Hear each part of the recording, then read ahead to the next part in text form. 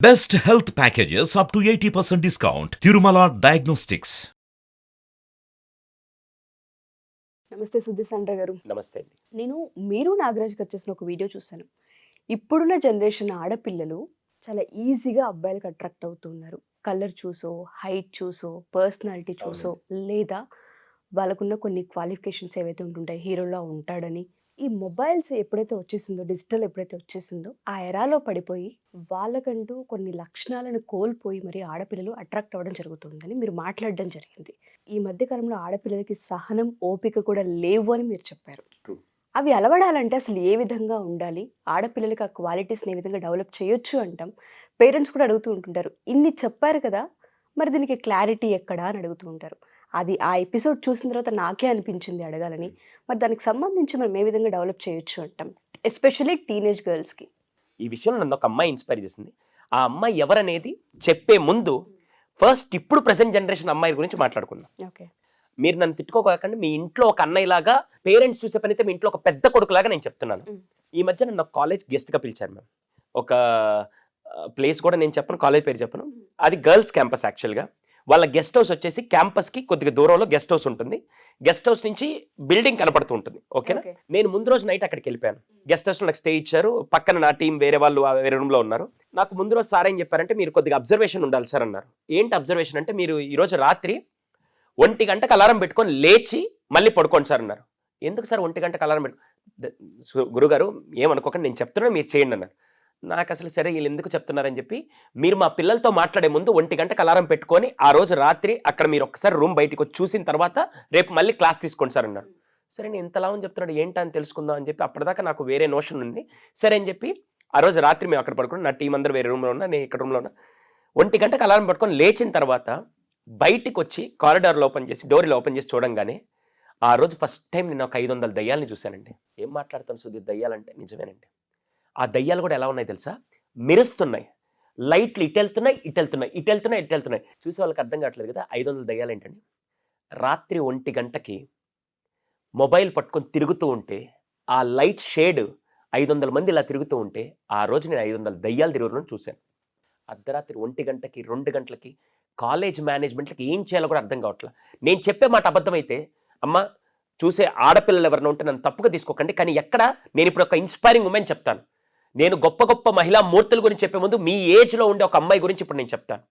కానీ అది చెప్పే ముందు ఫస్ట్ అసలు కొన్ని బేసిక్ క్వాలిటీస్.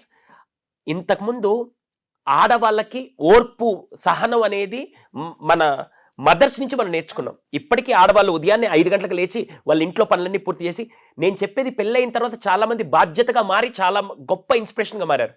కానీ పెళ్ళికి ముందున్నారు చూసారా, ఇప్పటి జనరేషన్లో రాత్రి 2-3 దాకా ఆ మొబైల్తోనే ఉండిపోయి, అంటే అది ఇన్స్టాగ్రామ్, సోషల్ మీడియా, లేకుంటే ఫ్రెండ్స్తో మాట్లాడుకుంటూ చాట్ చేసుకుంటూ అన్నీ చేసుకొని ఉదయం ఎప్పుడో 9:30-10కి లేచి అసలు ఉదయాన్నే సూర్యుడిని చూసే వాళ్ళైతే ఇప్పుడు లేరు చాలామంది.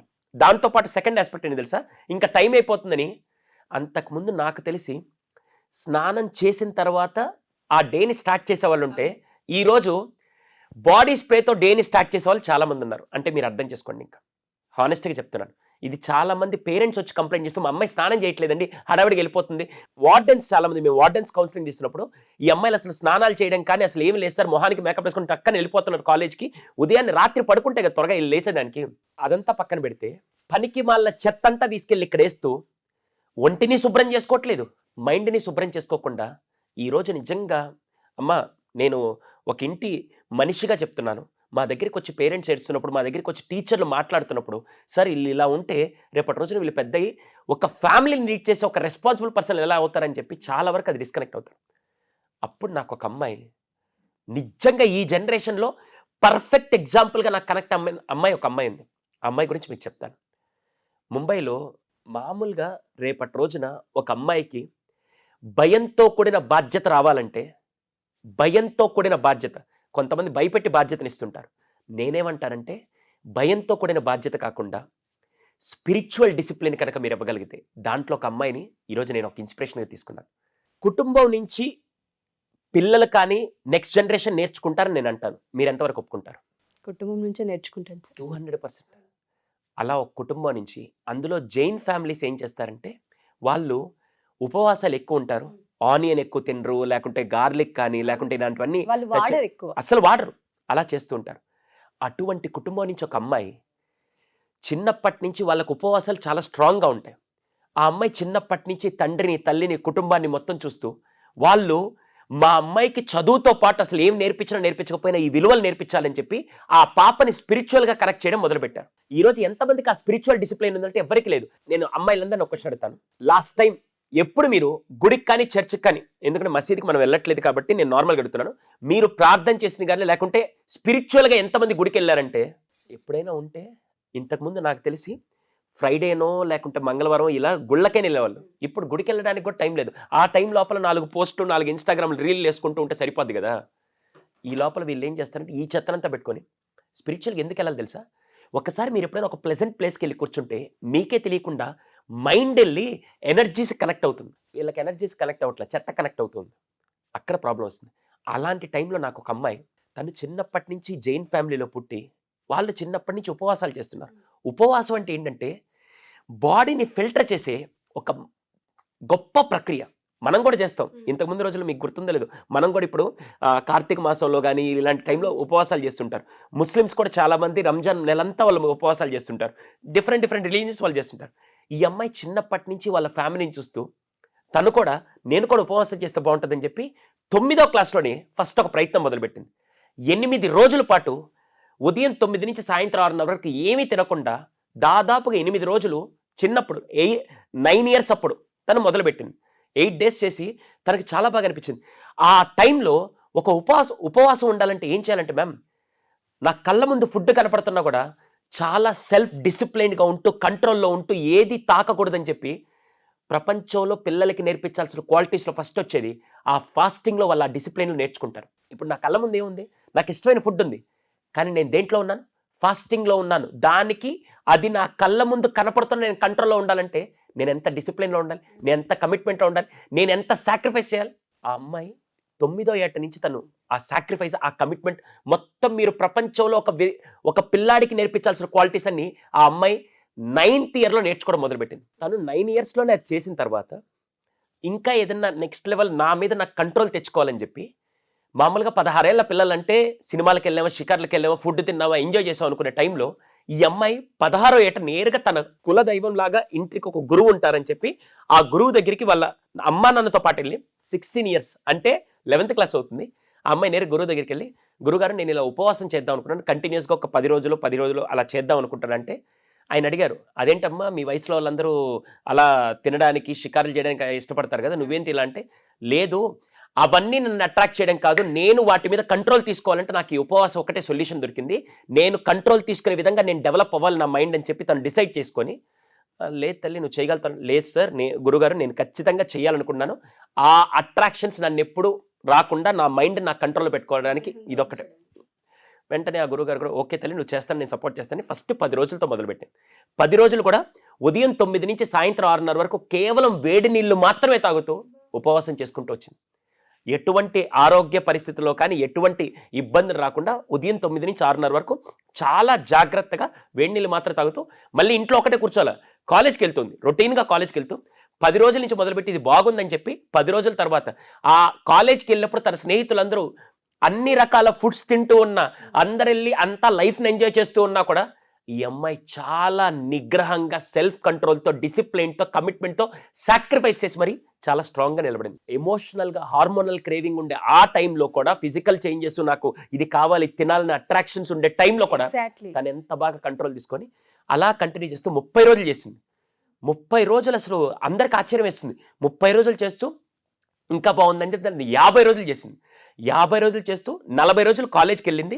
అప్పటికి ఏమి నీరసన లేకుండా ఇంకా కొన్ని రోజులు కంటిన్యూ చేద్దామని చెప్పి కొన్ని రోజులు కాలేజ్ సెలవు తీసుకొని దాదాపుగా ఉదయం 9 నుంచి 6:30 వరకు వేడి నీళ్ళు మాత్రమే తాగుతూ అలా చేస్తూ 110 రోజులు నిరంతరంగా ఎటువంటి బ్రేక్ లేకుండా 110 రోజులు ఉపవాసం చేసిన మహిళగా, అమ్మాయిగా, 16 ఏళ్ల వయసు అమ్మాయి తన మీద తను సెల్ఫ్ కంట్రోల్ తీసుకొని 110 రోజులు ఎన్ని అట్రాక్షన్స్, ఎన్ని ముదన డిస్ట్రాక్షన్స్ వచ్చినా కూడా డైవర్ట్ అవ్వకుండా 110 రోజులు ఒక కమిట్మెంట్తో ఉండాలంటే చిన్న విషయం కాదు సార్ అది.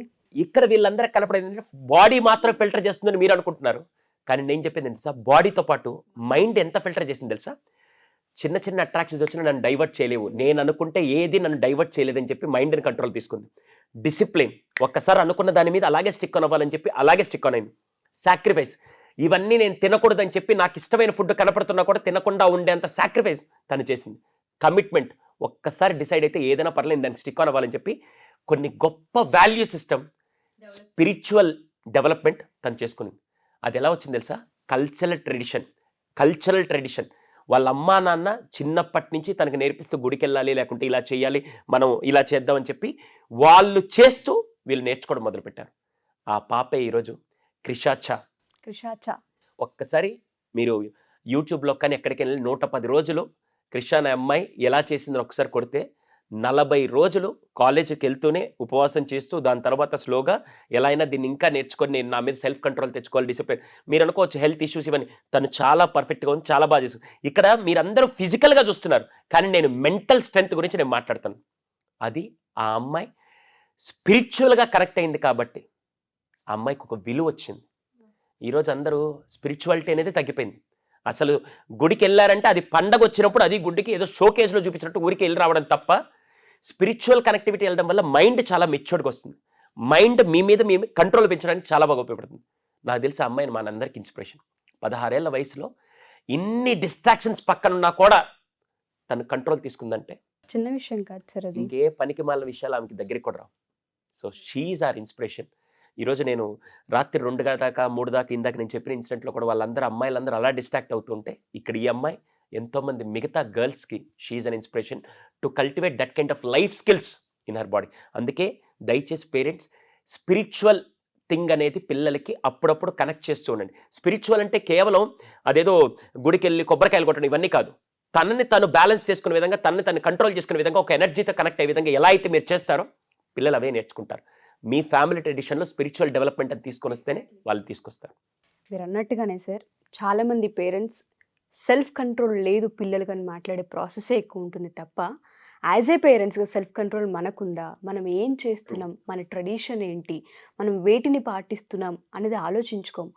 ఒక ఉపవాసమే సార్ మనం తీసుకుంటే కార్తీక మాసం అని మీరు చెప్పారు, చాలామంది 41 days ఒక మడిలా పెట్టుకొని ఆచారాలని ఎంత బాగా తీసుకెళ్తారంటే ప్రతి తల్లి ఇంట్లో అదే తల్లి ఆడపిల్లకి అది నేర్పించవచ్చు.